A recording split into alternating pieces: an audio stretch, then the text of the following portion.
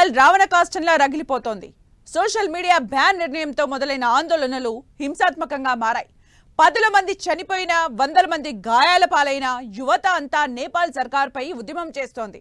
రక్తం చిందని, ప్రాణాలు పోని, అనుకున్నది సాధించే వరకు విరమించేదే లేదు అన్నట్లు పోరాటం సాగిస్తోంది.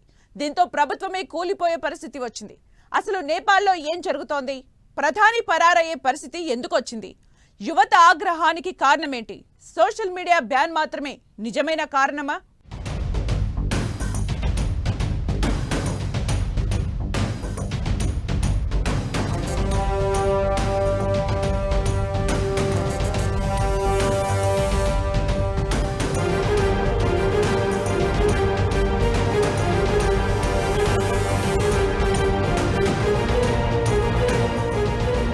రగులుతోన్న నేపాల్ ప్రధాని పరార్. 24 గంటల్లోనే రావణ కాష్టంలా నేపాల్. 25 మంది మృతి, 300 మందికి పైగా గాయాలు. యువత దెబ్బకు ప్రభుత్వంలో ప్రకంపనలు. అసలేం జరిగింది? ఆందోళన ఎందుకు? సోషల్ మీడియా బ్యానే నిజంగా కారణమా? ఆందోళనల వెనక అసలు సంగతి వేరే ఉందా?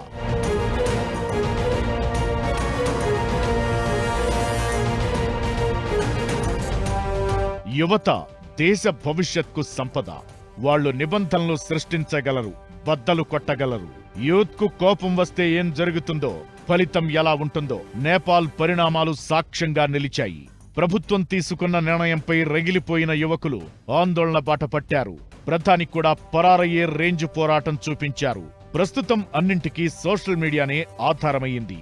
అలాంటి సోషల్ మీడియాపై నేపాల్ ప్రభుత్వం బ్యాన్ విధించింది. ఫేస్బుక్, ట్విట్టర్, యూట్యూబ్ సహా సోషల్ మీడియాపై బ్యాన్. అవినీతికి వ్యతిరేకంగా యువత చేపట్టిన ఆందోళనలు నేపాల్లో రాజకీయ సంక్షోభానికి దారితీశాయి. నేపాల్ ప్రధానమంత్రి కేపీ శర్మ ఓలీ తన పదవికి రాజీనామా చేసి బాధ్యతలను డిప్యూటీ పీఎంకు అప్పగించారు. అనారోగ్య కారణాలు చూపించి దుబాయ్ వెళ్లే ప్రయత్నాలు చేస్తున్న ఓలీ యుఏఈ ప్రభుత్వ ఆశ్రయం కోరాడు. ఆయన సురక్షితంగా దేశం విడిచి వెళ్లేందుకు సైన్యం అనుమతించింది. ఆర్మీ సూచనలతో ఓలీ పదవి నుంచి తప్పుకున్నాడు.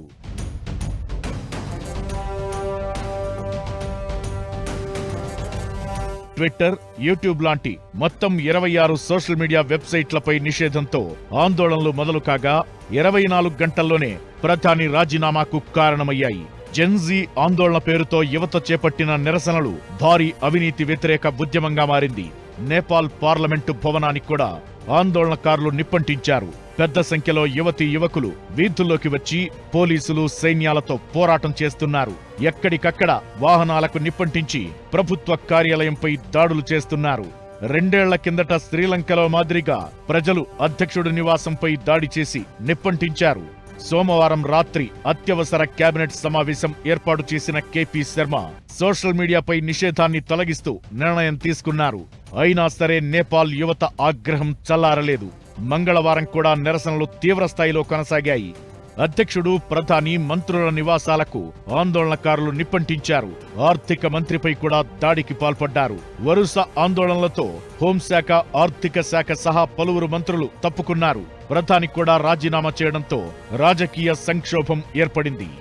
ఫేస్బుక్, వాట్సాప్, స్నాప్చాట్ లాంటి హ్యాండిల్స్ పై నిషేధం ఉన్నప్పటికీ టిక్టాక్ తో పాటు విపిఎన్ సాంకేతికత ద్వారా సమాచారం ఇచ్చిపుచ్చుకునే వేలాది మంది యువత రాజధానిలో గుమిగూడారు. ప్రభుత్వానికి వ్యతిరేకంగా నిరసనలు చేశారు. అధికారుల హెచ్చరికల్ని ధిక్కరించి మరీ నిషేధిత ప్రాంతాల్లోకి వచ్చారు. దీంతో కాల్పులు జరిపారు పోలీసులు. ఈ నిరసనల్లో పాల్గొన్న వాళ్లంతా 28 ఏళ్లలోపు వాళ్లే. పైకి ఇది సోషల్ మీడియా హ్యాండిల్స్ పై నిషేధంగా కనిపించినా అసలు కారణం వేరే కనిపిస్తోంది. జాతీయ ప్రయోజనాలను దృష్టిలో పెట్టుకుని అనేక సోషల్ మీడియా ప్లాట్ఫామ్లను బ్లాక్ చేస్తామని సెప్టెంబర్ 4న ప్రభుత్వం ప్రకటన చేసింది. ఈ ప్రకటన వెనుక రాజకీయ కారణాలు కనిపించాయి. నేపాల్లో కొన్ని రోజులుగా ప్రభుత్వానికి వ్యతిరేకంగా పోస్టులు వైరల్ అవుతున్నాయి. వీటిలో ముఖ్యమైంది రాజకీయ నాయకుల వారసుల పోస్టులు. పొలిటికల్ నెపోకిడ్స్ అంశం నేపాల్లో వైరల్ గా మారింది. కొంతమంది రాజకీయ నేతల పిల్లలు విలాసవంతమైన జీవితాన్ని గడుపుతున్న ఫోటోలు సోషల్ మీడియాలో వైరల్ అయ్యాయి. ఇది యువతకు మరింత కోపం తెప్పించింది. పొలిటికల్ నెపోకిడ్స్ వ్యవహారం మాత్రమే కాదు, ప్రభుత్వ అవినీతి ఒప్పందాలు అంటూ కొన్ని సోషల్ మీడియాలో వైరల్ అయ్యాయి. 2017లో నేపాల్ ఎయిర్వేస్ 2 విమానాల్ని కొనుగోలు చేసిన ఒప్పందం వెనుక పెద్ద అవినీతి జరిగిందనే ప్రచారం సోషల్ మీడియాలో చక్కర్లు కొట్టింది. దీంతో పాటు వ్యవసాయ రంగాన్ని నేపాల్ ప్రభుత్వం పట్టించుకోవడం లేదంటూ కొన్ని పోస్టులు కనిపించాయి. ఇకటు పన్ను చెల్లింపుదారుల డబ్బును రాజకీయ కుటుంబాలు వృధా చేస్తున్నాయంటూ రెడ్డిట్ తో పాటు మరికొన్ని సోషల్ మీడియా ప్లాట్ఫామ్స్ లో చర్చ జరిగింది. ఇవన్నీ ప్రభుత్వానికి కోపం తెప్పించాయి.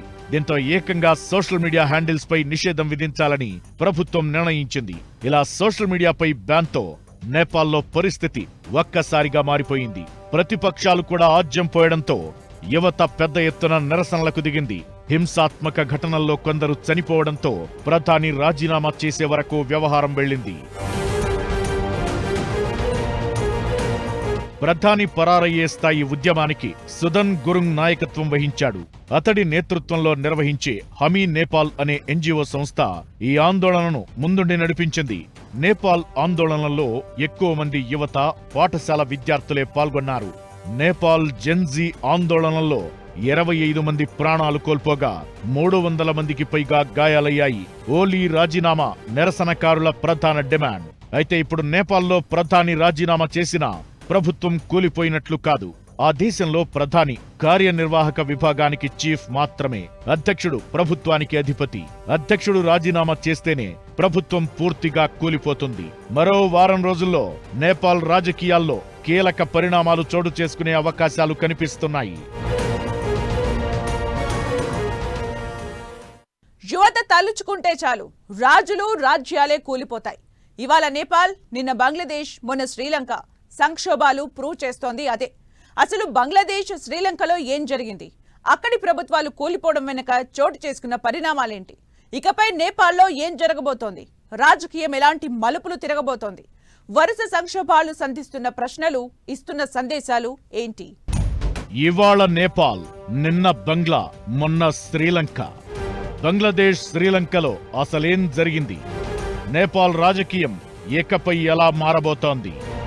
నేపాల్ పరిణామాలిస్తున్న సందేశమేంటి? ఇప్పుడు నేపాల్ మాత్రమే కాదు, దక్షిణాసియాలోని దేశాల్లో ప్రజాగ్రహం పెరుగుతోంది.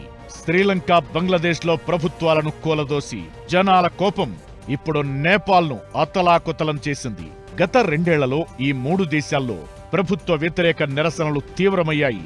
ఈ ఆందోళనలు వీధుల్లో నినాదాలు వినిపించడమే కాదు, పాలకుల సింహాసనాలను కూల్చేశాయి. ఆర్థిక సంక్షోభం, అవినీతి, యువతలో నిరాశ లాంటి సమస్యలను పాలకులు పట్టించుకోకపోవడంతో దశాబ్దాలుగా అధికారంలో ఉన్న నాయకులు కూడా తమ అధికారాన్ని కోల్పోవాల్సి వచ్చింది. శ్రీలంకలో రాజపక్స కుటుంబం పతనం, బంగ్లాదేశ్లో షేక్ హసీనా ప్రభుత్వం కూలిపోవడం, ఇప్పుడు నేపాల్లో కేపీ శర్మ ఓలీ రాజీనామా ప్రజాస్వామ్య దేశాలలో జనాల గొంతును అధికార బలంతో అణచివేయలేమని క్లియర్ గా చెబుతున్నాయి. 2022లో చరిత్రలోనే అతిపెద్ద ఆర్థిక రాజకీయ సంక్షోభాన్ని శ్రీలంక చూసింది. విదేశీ మారక నిల్వలు అయిపోవడం, ఇంధనం, మందుల కొరత, విపరీతమైన ద్రవ్యోల్బణం, అధిక అప్పులతో జనాల జీవితాలు భారంగా మారిపోయాయి. దీనికి వ్యతిరేకంగా వేలాది మంది జనాలు రోడ్ల మీదకొచ్చారు. ప్రధాని మహీంద రాజపక్సే, అధ్యక్షుడు గొటబాయ రాజపక్సేను అధికారం నుంచి తరిమేయడమే కాకుండా వారి ఇళ్లను తగలబెట్టారు. అధ్యక్షుడు గొటబాయ తన భవనాన్ని వదిలి పారిపోవాల్సి వచ్చింది. నిరసనకారులు పార్లమెంటు భవనం, రాష్ట్రపతి భవనాన్ని తమ ఆధీనంలోకి తీసుకున్నారు. దశాబ్దాలుగా అధికారంలో ఉన్న రాజపక్సే కుటుంబం ఒక్కసారిగా తన సామ్రాజ్యాన్ని కోల్పోయింది. ఇప్పుడు నేపాల్లో కనిపించిన పరిణామాలే దాదాపుగా అప్పుడు శ్రీలంకలోనూ కనిపించాయి. పార్లమెంటు భవనంతో పాటు మంత్రుల నివాసాలకు నిప్పంటించారు.